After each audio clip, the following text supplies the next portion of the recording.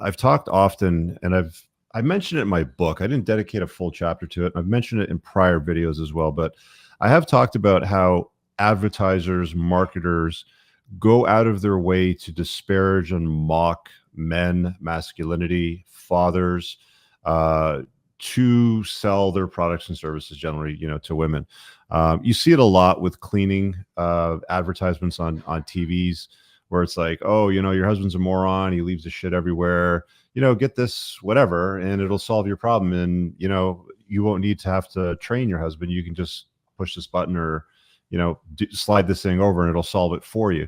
So I came across this one here today, which was, just another example of what goes on. It's just, I often end some of my tweets, X's, whatever, posts there with with a question: Are you unplugging and seeing the code in the matrix yet?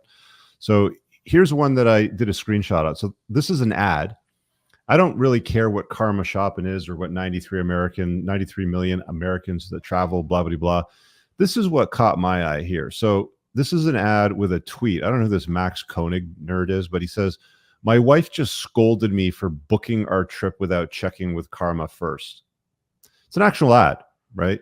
This is another marketing team that's, again, set out to mock men, and just really sell women shit. This is stuff that you have to be aware of, guys. You will see it out there more and more. Like I said, are you unplugging in and seeing the code of the matrix? When you see things like this, you avoid them. You recognize them. You see a pile of shit in the sidewalk. You don't stand there and examine it. You don't see what it's made of. You just continue on and you go around it. This is how you handle situations like this. This is what the Unplugged do, if you understand what I'm saying here. Yeah, I mean, and the sad part is that a lot of guys will see this and it'll resonate with them, and they'll probably click to learn more, or they'll get more information. They go, "Oh, my wife is mad at me for stuff," or I'm in the doghouse. Want is my wife to tell me, like, "Oh, I got to sleep on the couch. So maybe I should check this thing out so I can save us some more money, so she doesn't bitch and moan about we spent an extra, $150 on vacation, or I did something without checking with her first." And that's sad. It's again, like I don't ask for permission for anything of what I'm going to do. It's going to be the way it's going to be because I say so, and that's the way it's going to be. But yeah, it's the state of the world we live in, and it is funny that there's two ways. It's the dichotomy. It's either you see it and you're disgusted by it, or you see it and you're like, oh, okay, this makes sense. Let me check with the boss. Let me see what the old ball and chain says. And it's just beaten into our heads. And we have a forum that we've structured, Moff. It's a brand new thing that we've launched. We did it privately, within our group. So the first one's been formed. We're going to test it. And we had this question that came up today. It was a guy that was contemplating returning to his ex. They have a kid together. And, it's a legit question, because he's like, there's a lot of trash out there. It's like a garbage dumpster, and we have a kid together. And the problem is that if you defer to her, if you like, let me check with the boss. Like if this is like the soundbite that rules your marriage, or happy wife, happy life, or something like that, you're going to find yourself in a position where you end up as a nice guy, where you will pay to put her through school, through college, through career advancement. You become less so that she can become more. And then like, what do you think is going to happen if you do that for a prolonged period of time? She's like, again, women are hypergamous. They need to look up at you. They need to be with a giant. They need to be with somebody they can admire. They want to adore you. If you're giving them nothing to admire you for, of course they're going to disparage you. Of course they're going to find a way to get out of, the relationship they've created with you, even if you have a child together. Men, you have to be aware of these things. Nobody teaches you this shit. Nobody's talking about this shit on the internet. They're talking about other stuff, like how to text girls or become a passport bro nerd or something like that. Pay attention to the reality of everything that involves the unplugging of the crap that you've been fed throughout your entire life that is not getting you the positive results that are getting you closer to what you want out of life. Do you understand? Yeah.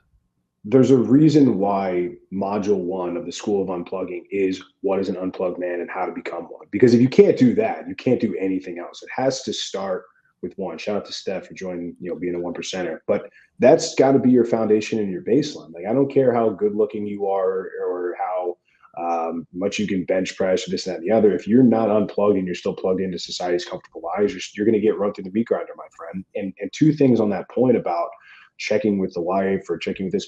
one, she doesn't want that responsibility. She doesn't want to make the decision for you. Preach. And two, if you get to a point where you make a decision and she goes, well, I can't believe you did that without asking me or running it by me or checking with me, you are in trouble, because that is her saying, I don't trust your judgment. I don't see you as the leader. I don't trust you to take care of me. I fear for my safety or my well-being if you're not, if you're left unchecked. And that's a bad place to be. And you need to turn that ship around quickly. And it's not, how you correct that is not going, okay, I'll check with you and run it by you next time.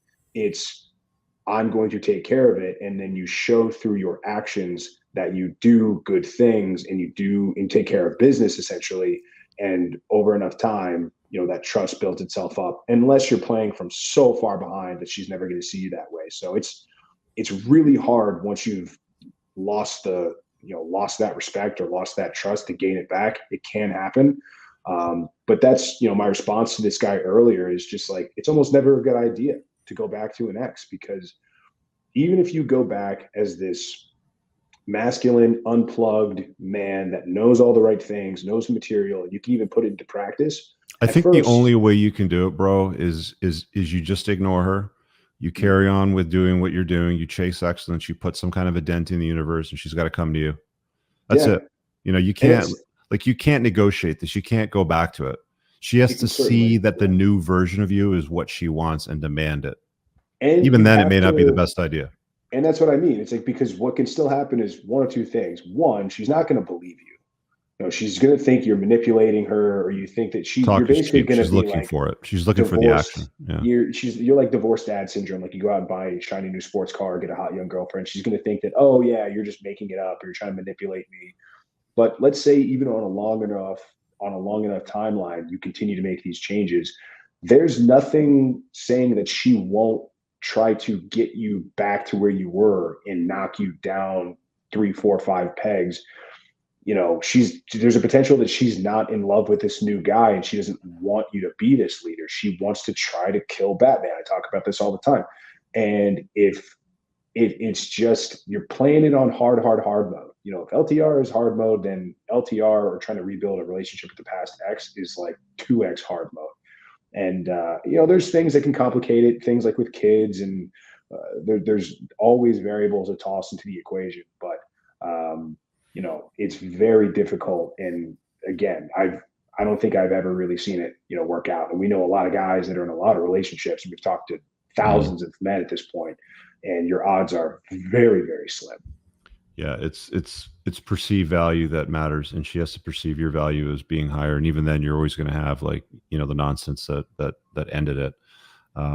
She's still gonna shit test you to see if you're not that nice guy, see if you're not that beta male that you turned into. All right, guys, I really hope that you enjoyed that clip. If you want to check out the full-length podcast episode, you can find that right over here. Also, make sure you visit my website over here, where you'll find my supplements, the opportunity to book me privately one-on-one for coaching, and most importantly, my new School of Unplugging, which you'll find on the courses tab. Newer to the channel, hit subscribe.